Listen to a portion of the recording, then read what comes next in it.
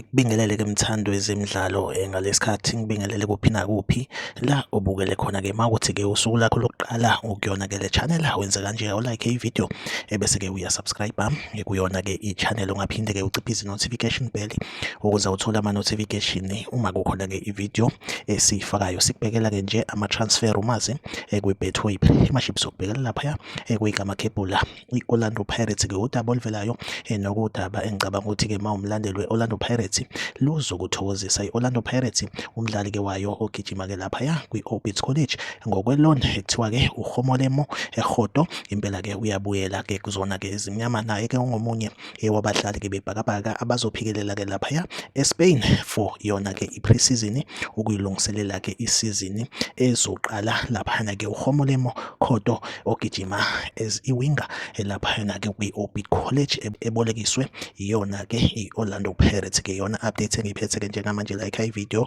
usubscribe kuyona ke i-channel, mina nawe asihlangabezana kwe-video elandelayo. Nisale kahle.